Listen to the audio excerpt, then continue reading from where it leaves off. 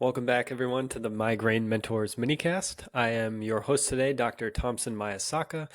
My partner Eric Reese is out today, so I'm going to do a solo project today with you guys. We have a topic that I think is very interesting, and I think it sheds a lot of light on really why we think about migraine the way that we think about it today. And it is the history of what the scientific community, the people that are making the studies that make all of the treatments, have thought about it over the years. When I first got into migraine, a little quick backstory is I used to be part of the problem. I, for the longest time, assumed that everybody gets headaches, and everybody's headache can get to this point when you get kind of light sensitive and nauseous, and then it becomes a migraine. So anybody's headache could become a migraine if it's bad enough. And going through school, one of the things that I ended up specializing in because I just thought it was so interesting was migraine.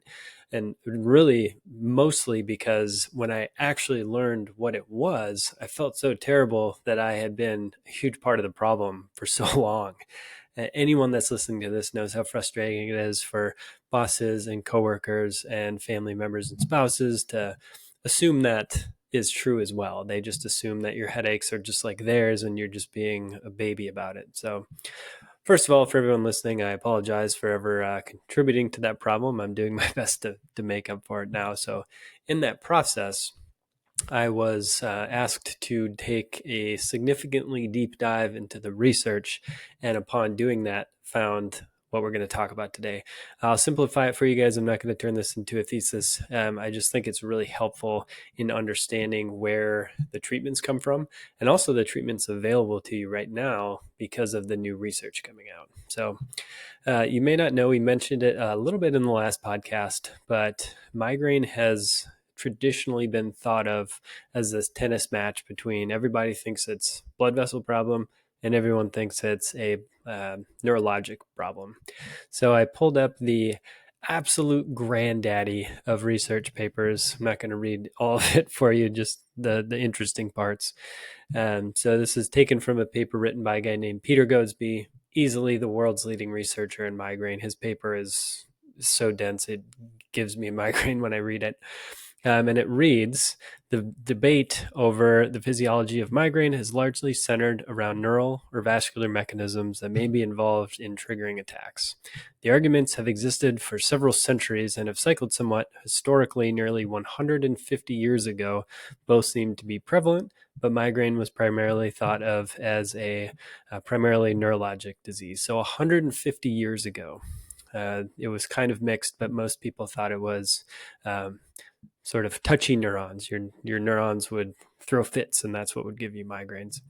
And so as medicine developed, it was right around the 1940s. They were doing autopsies on people with migraines, and eventually they concluded that it was a vascular disorder. So from 1940 until right around the mid 90s, the predominant thought in the scientific community was it was your blood vessels, and that's where all of the medications come from.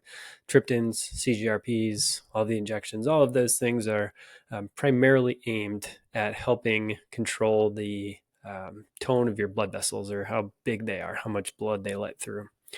And it wasn't really until the actually, ironically enough, the development of sumatriptan was the turning point that started to lead people from, this might be a neurologic thing after all. Just to quote a little bit of it, the concept persisted for nearly 5 decades, the concept meaning the vascular model, until the development of sumatriptan both supported it and yet led to its further questionings, that this drug that's supposedly supposed to help actually led to the discovery of the neurologic model, or the sort of belief system that it was neurologic in nature. So when we look at that, when you can really trace it back to about the mid 90s, that was when really the most important concept in the history of neuroscience, in my opinion, so far, was born. And the idea is the brain is plastic. So the belief before that was if you injure your brain, or if your brain was born a certain way, it was just kind of stuck like that. There's nothing you could really do to rewire it if it wasn't wired properly. So, what they discovered through the advancements in imaging technology is that your brain shapes itself based on how you use it repetitively. It's a process known as plasticity. So, neurons that fire together, wire together is a phrase that commonly gets kicked around. And it's 100% true, which is amazing because if you were born with a brain that's hyper excitable, there are things within this context that you can do to make them less excitable. And we've seen that in the clinic, which is what I'll tell you about.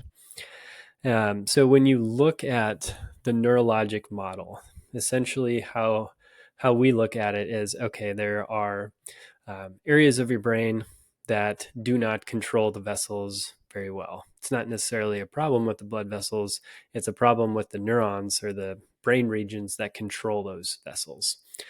Specifically for migraine as well, there are areas that can largely due from genetics not control pain very well. So if you were born with predisposition to migraines, specifically in an area way at the top of your midbrain, the top of the brainstem called the midbrain, for example, you do not have the ability to produce the serotonin required to block out head pain when an attack occurs.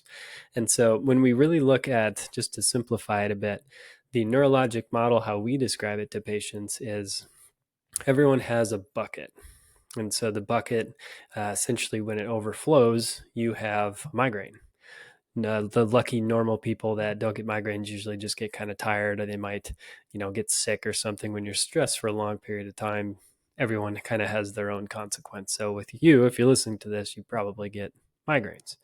So we need to figure out, is it a size of the bucket problem, which we liken to your capacity to produce stress hormones and metabolize stress hormones, or is it a faucet, one of several faucets that drip water into the bucket? So the faucets that we look at are how your eyes move. If they make mistakes, that drips water in. Food, the food you eat, if you have wild fluctuations in blood sugar, or if you eat a lot of foods that produce histamine, that will leave your brain in a state that is very susceptible to trigger an attack. I've heard many people describe skipping meals and getting dips in blood sugar as a trigger. So when you look at food in a neurology context, you eat specifically to help stabilize them. The diet protocols and really the research for migraine looks a lot like the diet and research for like seizure disorders like epilepsy. So there are things in the neck that can destabilize, and a complex called the TCC. It's got a long name. It's not important. If your neck hurts a lot, you probably get migraines. Hormones are another issue, infections. So won't go into all of them, but there are a lot of different faucets that can drip water into the bucket. And if you look at all of this through the context of stabilizing the nervous system so it's not so hyperexcitable, the theory makes a lot of sense. And in my opinion, the best thing about this is a lot of those things I just listed are things that you can do totally on your own. You don't need a doctor to prescribe them to you. And you don't even really need a doctor to help you with a lot of them. A lot of them are things that we've been talking about all along, which I think is the best part about this new discovery. If you're sort of subscribed to the vascular model, and that's really all that the world believes in, your hope is kind of stuck in, gosh, I hope this medication works. And anyone that's been on that journey for long enough knows that it can feel really helpless when those medications aren't all that you hope they are. So that's my favorite thing about the neurologic model, is because it allows you to look at it in a different context. And the things that help are oftentimes things that you can do completely on your own. And there are a lot of the things that we've been sharing with you so far. Electrolytes are another reason. If you have migraine, you leak electrolytes. When you leak electrolytes, the cells are much more likely to spontaneously freak out and give you attacks. Kind of a simplified version. But when you look at why migraines are affected positively by electrolytes, it really just comes down to the neurologic model. So looking at it through that context is a very helpful way to start to accumulate all of these strategies that ultimately you can just do on your own. We will continue to share as many of them as we can. That's kind of the whole point of this little project we have going on, is just to spread this information, to give you hope that there are new studies every day. The fact that the scientific community is always kicking out new research in neuroscience is exciting. It means that new studies and ultimately new therapies are going to be coming out all the time. And we are constantly looking, constantly scouring the research to make sure that we bring those to you as quickly as possible. So I hope that gives you some hope and a better understanding of where we're headed.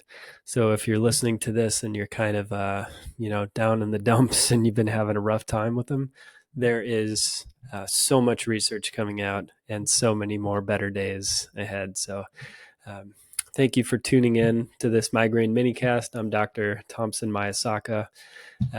Click the subscribe button below. If you're listening to this and you're not subscribed, go ahead and click that below. We'll continue to provide the best information we can for you. For all of those that have been listening, we really appreciate it, and we will continually try to give you the best information possible on an ongoing basis. So thank you guys so much for listening, and we'll see you next week.